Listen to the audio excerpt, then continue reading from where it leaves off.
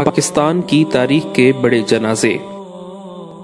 امام احمد بن حنبل رحمۃ اللہ علیہ نے فرمایا تھا کہ ہمارے جنازے ہماری حقانیت کا فیصلہ کریں گے۔ جب ان کا انتقال ہوا تو بغداد میں لاکھوں افراد ان کے جنازے میں شریک ہوئے اور اس جنازے کی شان دیکھ کر ہزاروں غیر مسلموں نے اسلام قبول کر لیا۔ 21 اکتوبر 1929 بروز جمعرات کو میاں والی جیل میں غازی علم الدین کو گستاخ رسول راج پال کو قتل کرنے کے جرم میں پھانسی دے کر شہید کر دیا گیا۔ غازی علم الدین شہید کو پھانسی کے بعد برطانوی حکومت نے ان کی میت بغیر نماز جنازہ جیل کے قبرستان میں دفنا دی، جس پر مسلمانوں نے شدید احتجاج کیا اور علامہ محمد اقبال نے ایک مہم چلائی اور آخرکار 15 دن بعد جب غازی علم الدین شہید کی میت کو قبر سے نکالا گیا تو ان کا جسد خاکی پہلے دن کی طرح تر و تازہ تھا۔ دسمبر کی ایک یخ بستہ صبح کو لاش گاڑی میں لاہور لائی گئی۔ شہید کا جنازہ لاہور کی تاریخ کا سب سے بڑا جنازہ کہلاتا ہے۔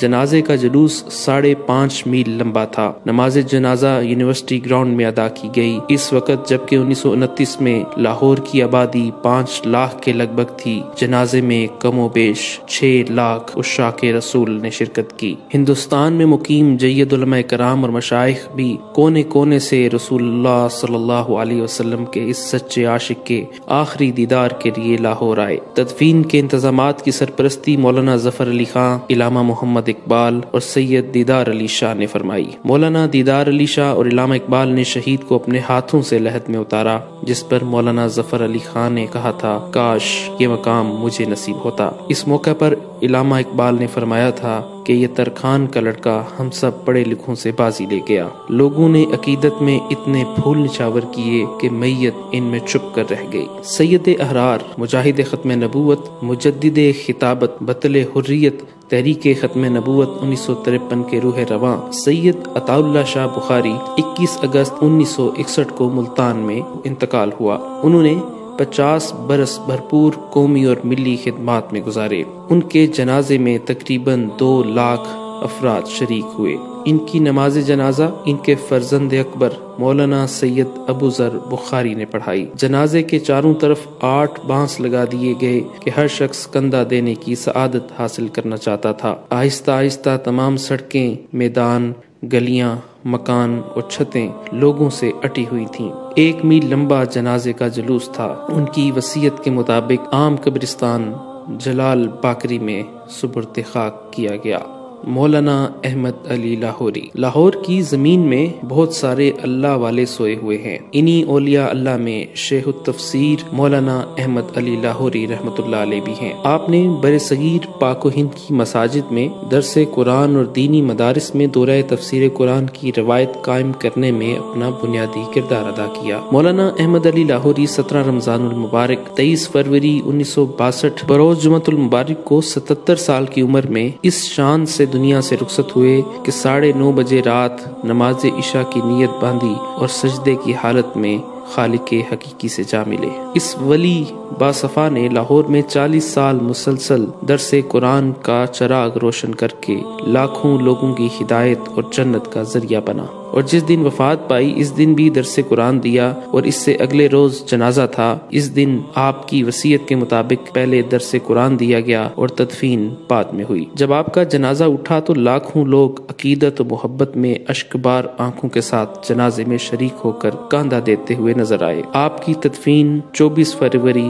1962 کو میانی صاحب قبرستان لاہور میں کی گئی۔ جنرل محمد ضیاء الحق کا جنازہ 19 اگست 1988 کو شاہ فیصل مسجد اسلام آباد پاکستان میں پڑھایا گیا۔ جنرل محمد ضیاء الحق اپنی موت کے وقت پاکستان کے صدر اور چیف آف آرمی سٹاف تھے۔ ان کی حادثاتی موت 17 اگست 1988 کو C-130 طیارے کے ایک پر اسرار حادثے میں ہوئی۔ جنرل ضیاء الحق کا جنازہ برصغیر کی عظیم ترین جنازوں میں سے ایک تھا۔ خلق خدا اس طرح ٹوٹ کے امڈی کہ دانشور حیرت زدہ رہ گئے۔ ان کے جنازے میں لوگ زبردستی نہیں بلائے گئے تھے، بلکہ ضیاء صاحب کی محبت انہیں کھینچ لائی تھی۔ جنرل محمد ضیاء الحق شہید کے جنازے کے موقع پر لاکھوں پاکستانی عوام اور کئی کلومیٹر لمبے جنازے کی صفیں تھیں۔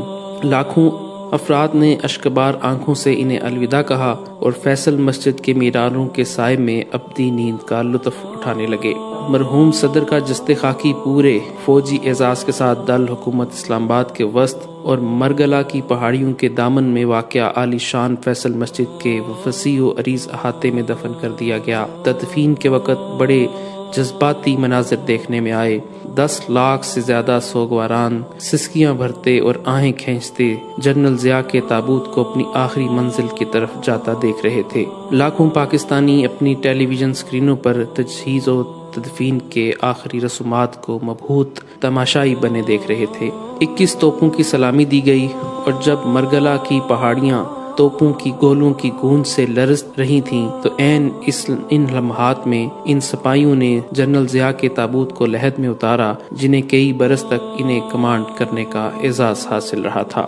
غازی ممتاز قادری۔ سلمان تاثیر قتل کیس میں ممتاز قادری کو 29 فروری 2016 کو سزائے موت دے دی گئی۔ شہادت کے دوسرے دن 1 مارچ 2016 بروز منگل لیاقت باغ راولپنڈی میں لاکھوں عاشقان رسول تمام مکاتب فکر کے لاکھوں افراد نے شیخ الحدیث سید حسین الدین شاہ کی اقتداء میں ممتاز قادری کی نماز جنازہ ادا کی۔ نماز جنازہ کے لیے راولپنڈی کا تاریخی لیاقت باغ چھوٹا پڑ گیا۔ لاکھوں کی تعداد میں شرکاء پنڈال کے اندر اور باہر موجود تھے جو ذکر الہی اور درود شریف پڑھتے رہے۔ نماز جنازہ میں مختلف سیاسی اور مذہبی تنظیموں کے رہنماؤں نے شرکت کی جبکہ ملک بھر سے لوگ قافلوں کی صورت میں راولپنڈی پہنچے۔ پاکستان کے علاوہ خلیجی اور یورپی ممالک سے کئی افراد نماز جنازہ میں خصوصی طور پر شریک ہوئے۔ ممتاز قادری کے جنازے میں تا حد نگاہ عوام کا جم غفیر تھا۔ میت کے ہمراہ لوگ پیدل سفر کر رہے تھے۔ شرکاء کی بڑی تعداد کے باعث منٹوں کا سفر گھنٹوں میں طے ہوا۔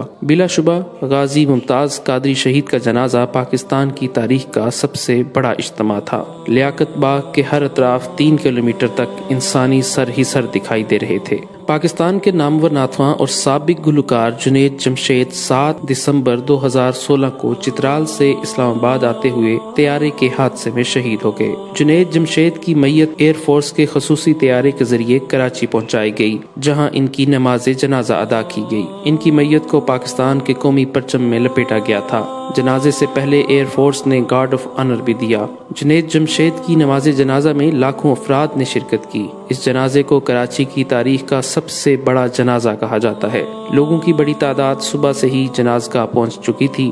AKD گراؤنڈ میں ہر طرف سر ہی سر نظر آ رہے تھے۔ ملک کے معروف مذہبی اور سیاسی شخصیات، تینوں مسلح افواج کے اعلیٰ عہدیداروں، کرکٹروں، کھلاڑیوں اور مختلف پیشوں سے وابستہ افراد، معروف تاجروں اور صنعت کاروں سمیت لاکھوں افراد نے نماز جنازہ میں شرکت کی۔ جنازگاہ میں تل دھرنے کی جگہ نہیں تھی اور گراؤنڈ کی حدود سے باہر بھی جم غفیر موجود تھا۔ اس کے بعد جنید جمشید کے جسد خاکی کو کرنگی انڈسٹریل ایریا میں واقع جامعہ دارالعلوم کراچی میں سپرد خاک کر دیا گیا۔ مولانا عبد الوہاب پاکستان کی تبلیغی جماعت کے تیسرے امیر تھے۔ تبلیغی جماعت کا حصہ بن کر 80 سال دعوت و تبلیغ میں گزارنے والے مولانا عبد الوہاب المعروف حاجی عبد الوہاب نومبر 2018 کو طویل علالت کے بعد 96 برس کی عمر میں خالق حقیقی سے جا ملے۔ لگ بھگ 20 برس سے ویل چیئر پر آئے اور برسوں دمے جیسے موذی مرض سے لڑتے رہنے کے باوجود حاجی عبد الوہاب نے آخری سانس تک شرعی احکامات کی پاسداری کو مقدم رکھا۔ ان کے انتقال کی خبر ملتے ہی پاکستان سمیت دنیا بھر سے لاکھوں لوگ رائیونڈ پہنچنا شروع ہو گئے اور دیکھتے ہی دیکھتے رائیونڈ جہاں ہر سال عالمی تبلیغی اجتماع منعقد کیا جاتا ہے لوگوں سے بھر گیا۔